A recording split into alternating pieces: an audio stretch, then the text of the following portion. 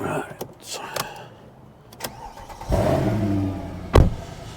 Heated seat on. Mic check, mic check. Looks very dark in here. Is it just where I'm parked? Is my head chopped out of that? Is he gonna let me go? No, he's not. Hello everybody and welcome back to the channel. In this week's episode, doing something a little bit different. I am going to kind of review my own car, but we're going to concentrate on the things I don't like about my car.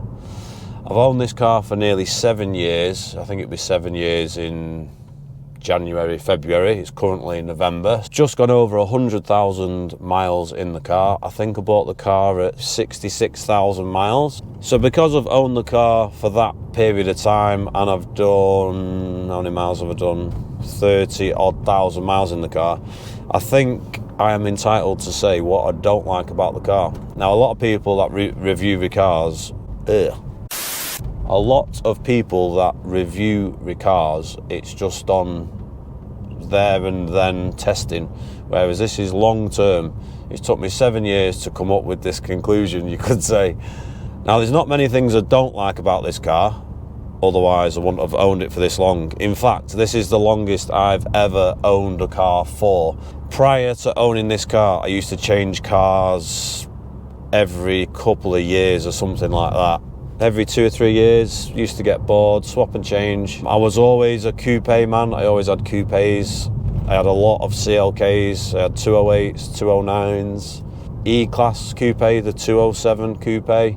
This was my first big saloon. It wasn't my first AMG, but it was my first big saloon. My first AMG was a CLK 55 AMG, which I still own one today. It's not the original one I owned, but anyway. But yeah, at the time of buying this, it was a way up between the same era of C63 or the E63. I paid £19,600 for the car.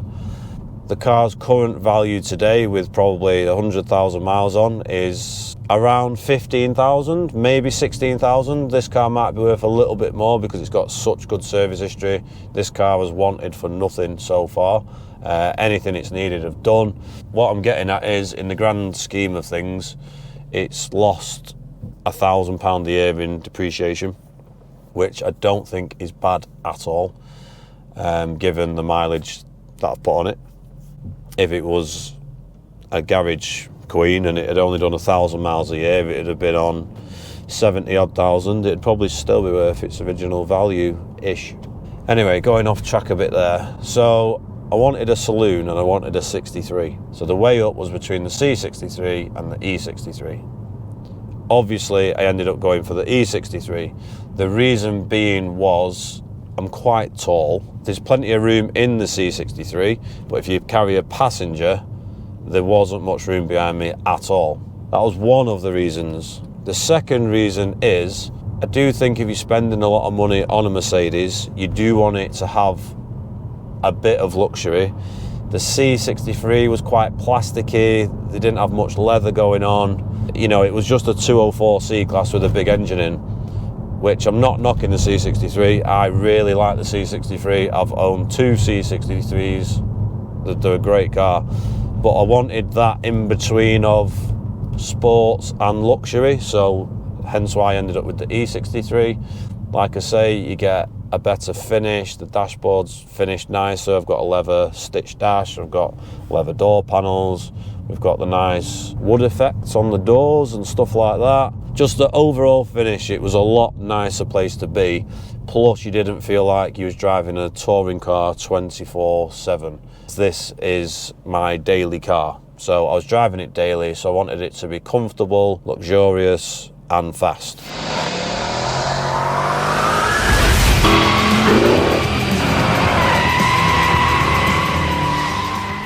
E63s are quite rare, especially with this engine in, which is the M156 engine. 6.2 litre naturally aspirated V8. Why is everyone beeping me? Just queuing up behind the bus. Calm down. So yeah, the E63 is a lot rarer car than the C63, and at the time the C63s were really common. You know, it wasn't... I wanted to be a little bit different, put it that way. Plus, I wanted a car that was a little bit understated, whereas a C63, you can kind of spot it a mile off. Whereas an E63, I think it kind of just goes under the radar a little bit. What I like most about this car is that it's quite discreet and subtle. It does a really good job of keeping its power under wraps. That is, of course, until you start it, and then it's about as subtle as a chainsaw in a library.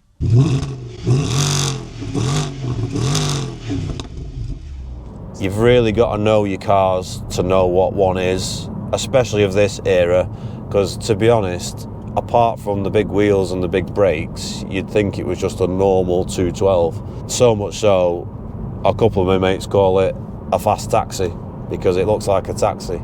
If you know what you're looking for, you know that this is an E63. So that brings me up to speed of why I've got an E63 in the first place.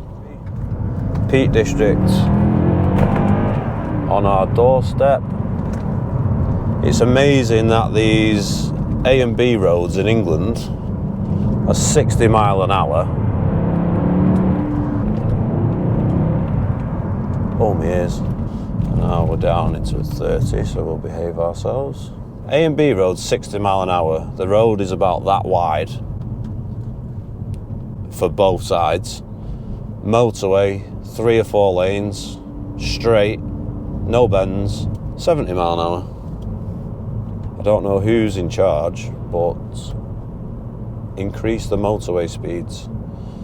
So overall, I think we can conclude that I do like this car, otherwise I wouldn't have had it for so long. But I thought a video would be interesting of what I don't like about it, which I actually kind of put up with in some ways, because I have got a bit of OCD and things do really get to me. So sometimes I'll drive the van for a few days and I'll get back in this car just to reappreciate the car, if that makes sense.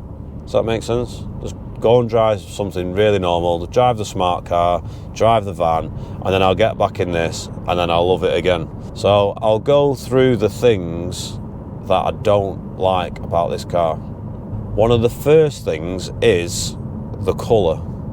Now, even though that sounds really minor, now this is going to be really contradictory, because it looks really good in black. However, if you've got OCD, like I have, with cars, it is the hardest colour to keep clean, and I like my car clean. It is so hard to keep this car clean.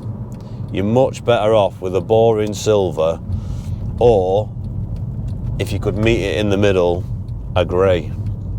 So when I first got the car, I quickly discovered that keeping a black car clean is an absolute effort. It looks clean for a week at best. Even though I love the colour, it is something that does annoy me at the same time. That's a minor. But if you're thinking of getting a black car and you've never owned one before, I'd definitely think about, can you handle cleaning your car excessively all the time? One of the other things that really bothers me about this car, it has an Alcantara grip on the side of the steering wheel here. When I first got it, that piece of Alcantara was that dirty, I thought it was a full leather steering wheel. I'm going to call it suede. I feel like Alcantara's hard to keep saying. So anyway, cleaned it all up, and yeah, I've got a half Alcantara steering wheel. Why did they put that on? Was it for better grip? I don't know, but there's nothing in the car that matches it. The stitching in the doors, the stitching in the dash, literally nothing matches it. I don't know why it's there. It's extremely hard to keep clean. It's hard to keep it looking good. As you all know, suede, Alcantara, it looks good, it feels good, but if you're touching it and rubbing it all the time, it's soon going to look rubbish. So that does require a lot of maintenance to keep looking good. It's like a constant battle of, some days I don't want to touch it, Some days I just drive around purposely holding the lever section. I see so many cars come in the garage with this on and they've not kept it clean at all, and it looks and feels horrible. Whilst we're on the topic of the steering wheel, now this has got what they call the upgraded steering wheel.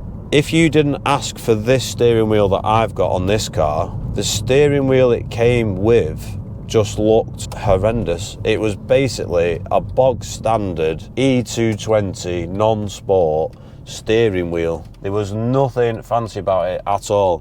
When I see these cars in America, they've all got the hideous steering wheel on it, and I just don't think it was good enough.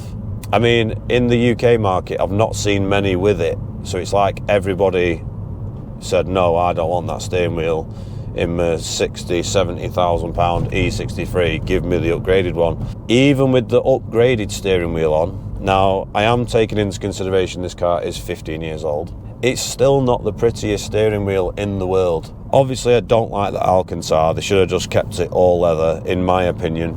It's so big, this steering wheel, I feel like it's for a bus. The C63 one, which is very similar, is a lot smaller than this.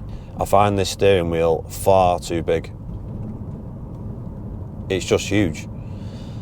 I think given that you're buying an AMG, they could have done a better job of the steering wheel. The next thing I don't like about the car, and I'm not even saving the best till last here, this is the most annoying thing about this car, is the gearbox. Now this car has what they call an MCT gearbox. Now what that stands for is multi-clutch technology. There's a few things I don't like about this gearbox.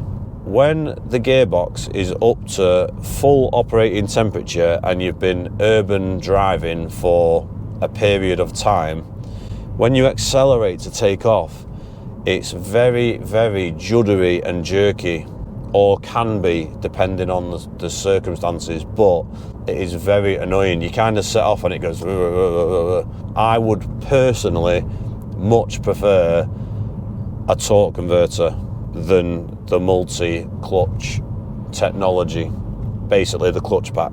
This gearbox was designed for high performance cars, which this is. I'm sure it performs amazing on a track day, but I can't see many people going on a track day in an E63. It does shift very quickly, which is the whole idea of the clutch pack. It's bang, bang, bang, rather than the torque converter going up and coming down. So I see its positives, but for everyday driving, like what I do, I sit in traffic for half of the time, it's just not the nicest experience. I'll see if I can demonstrate it whilst we're doing this road test. So we are sat in traffic, as usual. So this is normally, we're at full operating temperature, is where the gearbox fault would, it's not a fault, it's not a gearbox fault, it's how it is. I'm going to wait till the traffic starts moving. So I'll try and relax my brain so it can be like a spirit level. See that? The whole car's going. They also put this gearbox in the facelift w212 E63. Now I don't know if it's just me or there's something different about it, but I don't seem to experience as much of the juddering complaint in this gearbox in a C63 as I do in the E63s. Now I've drove a lot of C63s and it's not been nowhere near as bad, and every E63 I've drove has been worse. Maybe they modified the gearbox a little bit, I don't know. Now I've spoke to a couple of experts the other side of the world about this gearbox, and that's just how it is. So yeah, I've spoke to some really clever people about this who own these cars, and they have developed their own software to try and combat this problem, and they've spent hours and hours and hours and days and months developing the software, and it's never going to cure it, but it makes it the best it can be. My car is completely stock. I am on all original Mercedes software. I don't really like messing with stuff like that. It's not really my thing. But it was reassuring that it's not just me that has this problem, and people have attempted to fix it, and they can only make it as good as it can be. Hopefully that makes sense. But I'd love to know if there's a difference between the gearbox in my car to a C63, because I do find the C63 community complain about it far less than the E63s. Whilst we're on the topic of the gearbox, another thing I don't like about it is I have comfort, sport, sport plus and manual. So obviously comfort is, see that little bit of a jerk then? So comfort mode is the car keeps the rev range as low as possible. Sport is it keeps it a bit higher. Comfort mode also sets off in second gear. Now, going back to the clutch pack, the juddering, I don't think that helps with setting off in second gear all the time, because the car's like, you know, come on, what do you want to do? Do you want to go fast? Do you want to go slow? And the clutches are trying to go. That's just my theory. Sport is sets off in first gear, keeps the rev range a bit higher. Sport plus is even higher than that, and manual is full manual, flappy paddles at the back. Now, when this car's in comfort, it's like it should be called CE, and the reason I'm saying it should be called CE is it should have been comfort extreme. It tries to keep the revs so low, it's too much. It's just too much. But then the next setting up, sport, is too much for it to be comfortable. It's like whoever's developed this hasn't thought this through.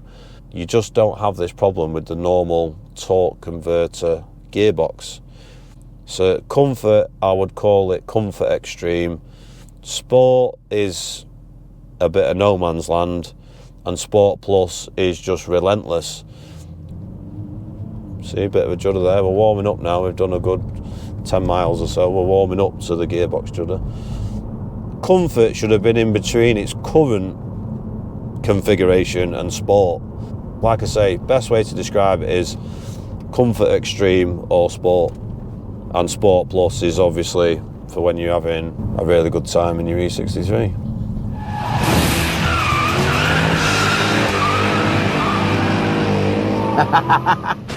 So moving away from the gearbox complaint, that's my biggest gripe with this car, is I just don't think it was developed properly. Mercedes should have still given the option to have a torque converter. Moving on from that, still slightly on transmission, is the gear selector. It is a fly-by-wire gear selector. Best way I can describe that is there's no cables, there's no rods, there's nothing connecting this gear selector, even though it's in the perfect position to connect to the gearbox. Nothing mechanical that connects this gear selector to the gearbox. It is basically an electronic switch. You move the switch from neutral to drive, that sends a signal down a load of wires to the motor, which is on the side of the gearbox, and selects the gear for you. I don't like it. That would have been a great bit of storage space there. I understand the fly-by-wire system, but I feel like that if it's got a floor shifter, it should have just had a traditional one like the C63, where you've got park, reverse, neutral and drive. You know exactly what position you're in without even looking at it. Whereas this, you move it to drive and it goes back to its original position. It's like on a flick switch. And the park is a button, so you press a button for it to go in park. There's just something about it that you're never quite sure if you're in gear or you're in park, because you can't feel the position of it or where it should be. Does that make sense? They should have had a storage compartment there, and if they wanted the fly-by-wire system, most of the Mercedes from this year going forward did have, they should have just had the column switch on the side, because you can see it, you're physically pulling it down, you can see what's going on, you press the button for park. I just don't like that column system as a gear shifter. It just seems pointless. I'd have just had the traditional mechanical thing. That is just a very expensive part to break, and it's just unnecessary in my opinion. As I say, I just don't find it that comfortable to use, especially when you're maneuvering around. Like, sometimes I press the park button twice because I'm not sure if I've pressed it, and last thing I want to do is take my foot off the brake and drive through my garage door at home. Obviously you can see on the dash what gear you're in. The older way was just, you could feel where you was, you didn't have to look at anything. I mean, it looks quite a nice little neat setup, but I'd have just preferred a proper gear selector, to be honest. While we're on the topic of technology in this car, now it's going to sound a bit odd complaining about a 15-year-old stereo system. The stereo system is very good on this car. It's got an Harman Kardon 7.1 surround speaker subwoofer system. Sounds great. I've actually got a DAB radio, I've got Bluetooth audio, so I can play my Spotify. For 15-year-old technology, it's actually really good.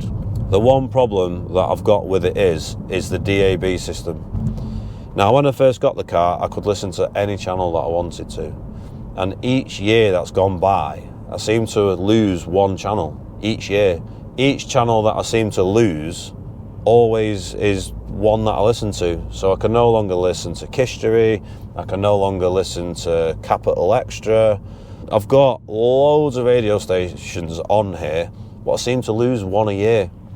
What is it? Why do I keep losing channels? Other than that though, probably a minor complaint.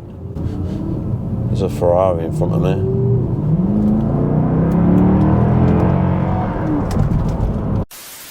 For how old the technology is on the radio, it's actually really good, but it is quite frustrating that I've got hundreds of stations apart from the ones I want. So I hope this video is not coming across too negative, because I do actually love this car. I think the amount of time I've owned it says that I like this car, otherwise I would have got rid of it a long time ago. It's a lot of fun when you want it to be. It's a big comfortable cruiser when you want it to be, apart from the comfort extreme gearbox setting. It kind of does everything you want it to do. Oh, the one last and final thing that annoys me about this car is the road tax. The road tax on this car in the UK is, if I'm not mistaken, give or take 10 or 20 pounds, because I just try not to look at it when the bill comes and pay it and get rid of it. It's £750 as far as I'm aware. It might be a little bit dearer, it might be £760, but whatever it is, it's between £750 and £800. I think that's just ridiculous amounts of money.